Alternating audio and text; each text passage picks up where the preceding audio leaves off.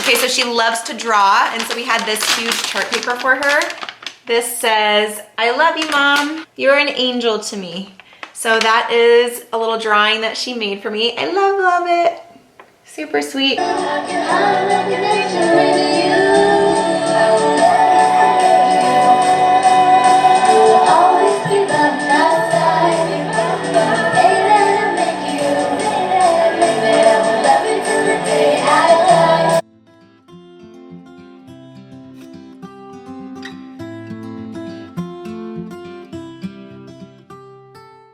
Hey guys, welcome back to the Nichols Nook. I'm Jess. I'm Chaz. And today we will be giving you our foster care update. So a lot of you guys have been wondering whether or not we will be adopting our little one that has been with us for 10 months. As you know, we are moving to Florida here very soon, and so a lot of people are wondering if we are able to take our sweet girl with us. So we are going to address that today, but before we get to that, we are going to kind of just give a little backstory. If you are new to our channel, or if this is your first time watching one of our foster care videos, we just kind of want to give you a little bit of a backstory as to how this all came to be. Okay, so basically our little one was 9 when I first got her, and then 10. The reason that I say when I first got her, when she first came here, is because Chaz was actually deployed. She was one of my previous students in 3rd grade last year, and right at the end of the school year, I found out that she was going to be sent across the state, and so I said, no, I'll take her. That's not necessary. I can take her. My door is always open. And even if it was going to be for a short time until they could find another foster family, I was willing to take her in. So she was one of my previous students, and in a day and a half, basically, she was here at the house. I wasn't sure how long it was going to be for, and now we are sitting at 10 months. So it has been quite the journey. And so, yeah, Chaz was deployed when she first came to live here. Yeah, it was pretty interesting. You called me and said that this was probably going to happen, and then you called me the night like, hey, this is happening now. So it happened really fast. I had no idea how long it was going to be. I didn't even know if you were still going to have her when I got back. Right. Because at that point it was 5 months to go in my deployment. I think like as soon as I deployed, you got her. Right. So yeah, I didn't know if she'd still be here 5 months down the road, and she ended up, being here. So it was really cool coming back and seeing my foster child with a sign at the airport saying "Welcome back, Dad" and stuff like that. It's really cool. Yeah. Yeah. And they got a chance to, Skype and everything, FaceTime while he was over there, so that she really got to know him. And yeah, by the time he got back, she was calling him Dad already, so that was really cute. Yeah. But yeah, it was really, really sweet. So yeah, but for those first 5 months, I was kind of on my own, and it was not easy. It was not easy at all. Going from not having any kids to having a 9, almost 10-year-old who has been through a lot in her short life. This was her 6th foster care placement, and she had been through some severe trauma. So there were just a lot of emotions going on, and I was learning how to be a parent while trying to help her with everything that she was dealing with, that wasn't typical of a 9 or 10-year-old. So that was a struggle for me, especially being a single mom when he was gone. And so we thought, hopefully this is going to be easier once he comes back. And it was for a little while. I think that honeymoon phase of me coming back, everything was, really exciting and new and fun. I was trying to figure out how y'all do your day-to-day interactions. And yeah, so, she had gymnastics and orchestra and basketball. So we really tried to get her involved in a lot of things that she had never been involved in before. So that was really cool because, she loved seeing us there to cheer her on, and that was just really awesome. Yeah, I remember... Wait, hold on, I'm picking my nose. I'm itching my nose. Okay. You should leave that in there. Yeah, so I remember going to her first volleyball game, and... Oh, volleyball. Yeah, she did volleyball too. Yeah, she did volleyball. And that was really cool to I think she was dropped off there, and I came, I guess, a little bit before the game. Yeah, her after-school program took her to the game, and we met. Yeah, he didn't meet her there. She saw me, and she like ran up to me, like you could tell, like just seeing a parent there to support her, like made her day. Yeah. And she like, you know, took me by the hand and showed me where to sit and everything with her team. She was like so proud, you know. And every time like she would like, you know, hit the ball warming up and stuff, she'd like look and see if I was watching her. It was really cute. Yeah. And then of course, you know, we had both of our families out here for Christmas, and so she got to experience, you know, just what family is really truly about. Just people around you that love you and just that want to laugh and play games and, you know, just be around each other. So that was really wonderful that we were able to give her that. Just the first experience of really Christmas, and just, like I said, being around family and people who love you. And of course, I mean, our moms were all over her, you know, because they were already spoiling her. Oh yeah. Yeah. Oh, she doesn't need to go to bed yet. Oh, it's all right. Yeah. So, oh my goodness. Yes, they were in grandma mode for sure. Yeah. It doesn't matter, foster child, biological child, they were in grandma mode. So it was the cutest thing. So that went really well. And then, you know, these past few months have been honestly kind of more of a struggle. You know, we have some really fantastic things that are happening, and she's doing really well in school. She is doing orchestra, but you know, there are still a lot of emotions that have been arising from all of the trauma that she has been through. It has been challenging. I think I've learned a lot about parenting and how to deal with like emotions myself. You know, that's you know, part of being a parent is teaching them how to react to something. And you know, we tried. She had a lot of emotional, you know, trauma in her past. She didn't really understand how to cope with her past experiences. So we really worked with her counselors and with her about how to appropriately respond to frustration or sadness or anger, or if something triggered a past memory or experience of trauma, how to deal with that appropriately. We have been working really closely with her counselor just to try to dive in and dig in deep to what we can do to help her. You know, it's been a great learning experience, but it has not been easy, guys. Like, fostering is a very rewarding thing. I think it's been an amazing learning experience for us. But just know that it's not easy. You know, you want it to, you know, the child to come into your home and everything be perfect and, you know, blend right in. But that's not always the case. Hi. Hi, Chief. He wants to be in? Yeah. All right. Sorry if you hear that clickety-clackety on the floor, too. He just wants to be around. Yeah, Hi, so, baby. Yeah, just, you know, you want the child to come into your home and everything work out perfectly and everybody be happy, but just understand that a lot of these children coming from foster homes or in foster care have a lot of... Hold on. He's gonna keep walking around. He might not. Sometimes you just have to wait a second.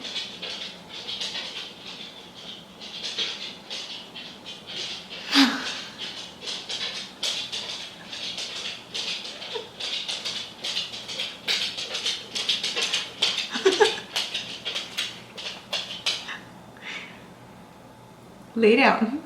Lay down.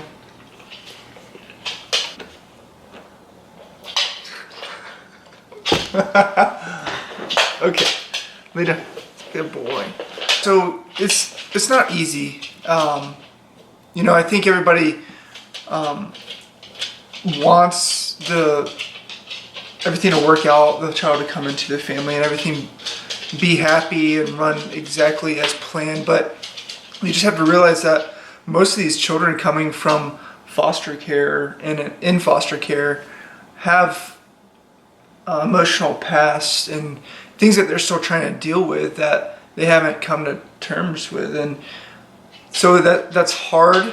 on for you to get used to and learn what you can do for the child. Yeah, and I think too, it's harder with older children because we have a lot of friends, neighbors who have really young children that they have adopted and that they fostered before, prior to that, but they were young. And so, yes, they came from a traumatic past, but they were very resilient, and children are very resilient, but I think it gets harder as they get older because they have seen more, they remember more, and they just really hold on to every ounce of everything from their past, and it's really hard to kind of let it go and learn how to cope appropriately. And also, you know, one of the things too that we were dealing with is our little one, because she was older, she had seen a lot. That's all she knew. And so her reactions were, you know, she had a lot of outbursts, and which were really, you know, cries for help. But that's what she saw. That's what she knew, is to have these angry outbursts instead of dealing with her emotions in more appropriate ways. So it was hard, you know, for all of us, just trying to get through everything and to help her work through those situations. I think because she was older, she had her habits more set in stone.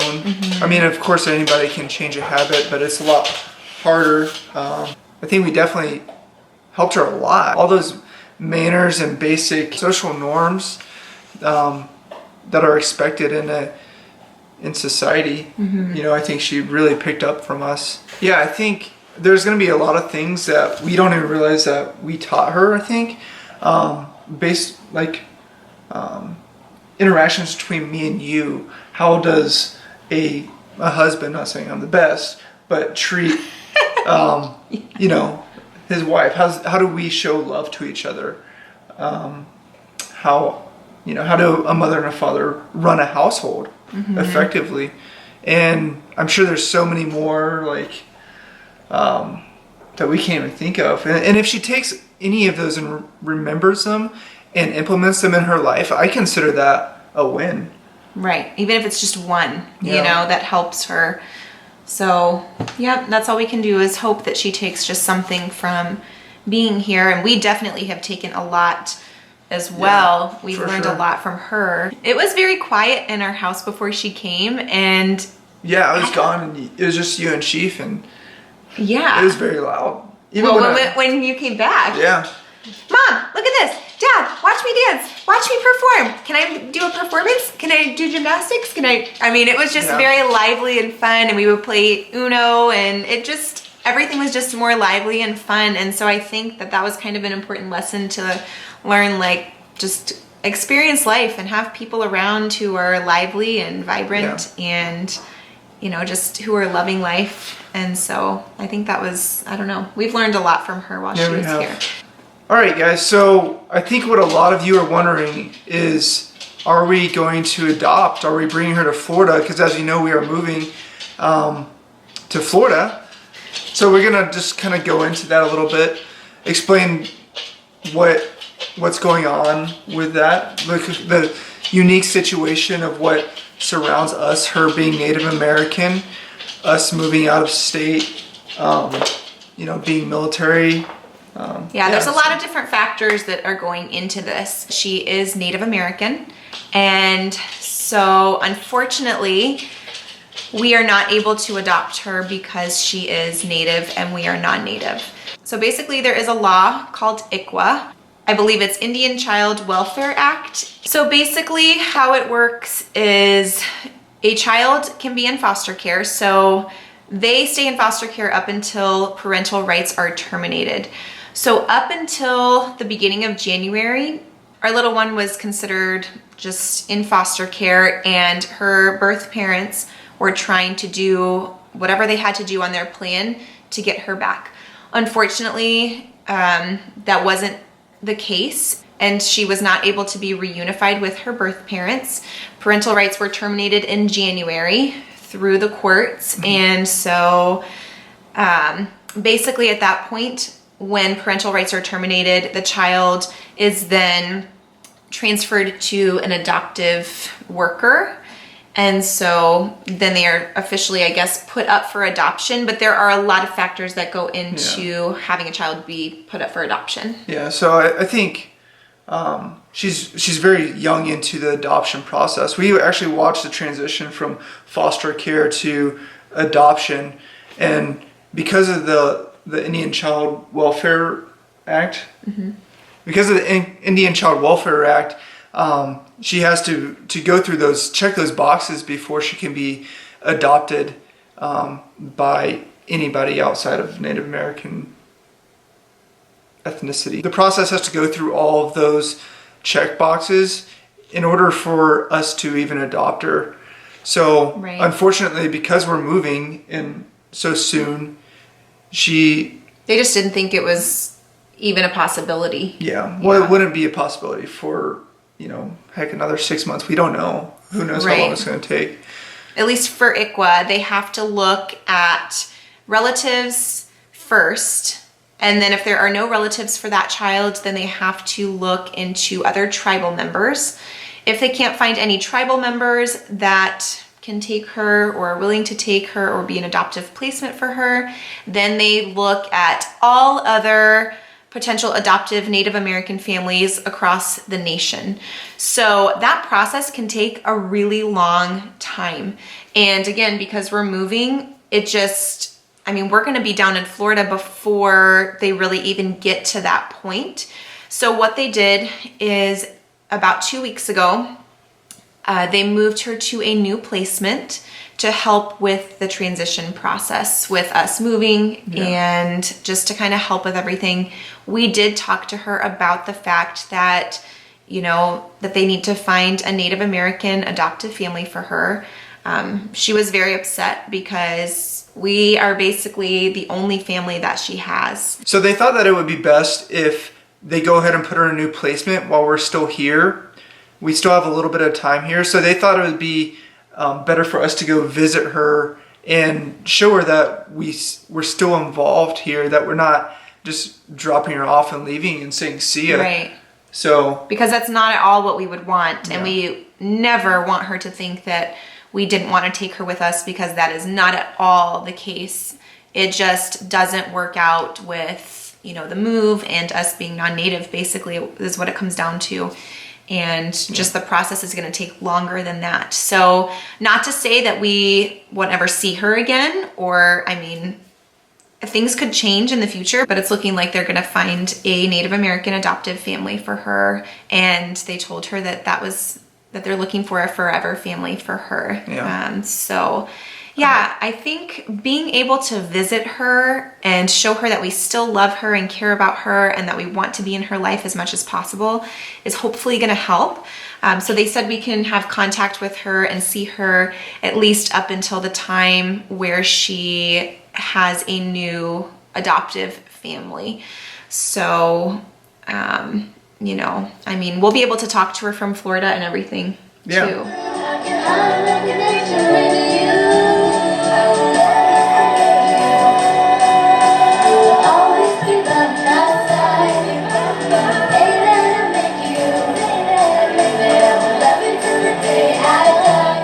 So we're really sad that we can't take her with us, but we know that everything happens for a reason. Yeah. And, we're just taking it one day at a time. So we are actually going to go visit her very soon. I'm super excited. Yeah. And I think, it was really tough having to pack her up and, just have her go live somewhere else, because she has truly become part of our family. And so, I think it's hard on us too. And I know it's hard on her. And actually, I want to share with you guys a couple of the things that she wrote me before she left. Okay, so she loves to draw. And so we had this huge chart paper for her. This says, "I love you, Mom. You're an angel to me." So that is a little drawing that she made for me. I love it. Super sweet. And then she made this. She loves anything that's like with arts and crafts. So she made this. Her name is on the other half of the heart over here, so I just have it covered up. But on the inside, it just says, "I love you." And then this last one is a letter that she wrote to me on her last day of school. So her teacher let her type this up for me while she was in the classroom. and I'm gonna read it to you. So it says, "Dear Mom, thank you for letting me stay at your house. I'm grateful for what you did for me, like getting me new clothes for school and church. I'm glad they chose you to be my foster mom for about 10 months. I'm sad that I have to leave you in 5 days. Never forget about me, no matter what, okay? My favorite memories that we have are like the time you put a lot of whipped cream in my mouth. That is my favorite memory because we were laughing, playing around, and having ice cream, and I invited my friend Matthew over.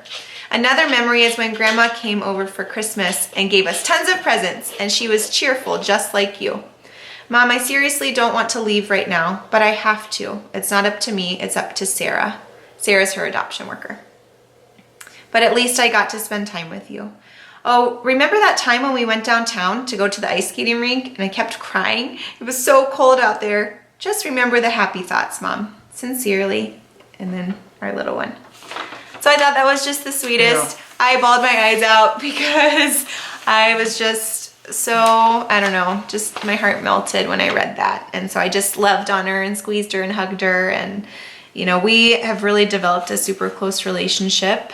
And I think that has been probably the hardest part, is having to let go of that. So, you know, you get really attached to the little ones that come to you. So if you are thinking about fostering, just keep that in mind because you will get attached. I'm sure of it. It's hard not to.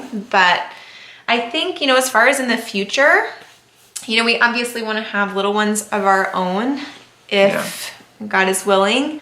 But we are open to maybe fostering or adopting in the future as well. So yeah, I definitely love to do it again. It's been an awesome experience.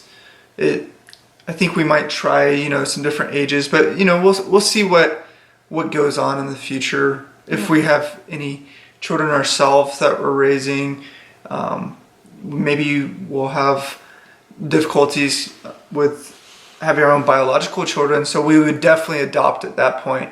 No doubt about it. We are going to have children, whether it's biological, adopted, or fostered. So hopefully both. Yeah. Yeah, hopefully both. I think it would be interesting to kind of have, you know, at least one of each, just because we want to help children that are also not our birth children, but we want to have children of our own too. All right, so I think that covers everything for the foster care update. If you guys have any more questions, feel free to put them down below in the comments section. We're always trying to answer your guys' questions. So put them down below. I'm sure we'll get to them at some point. Thank you guys so much for watching, and we'll see you guys soon. Bye!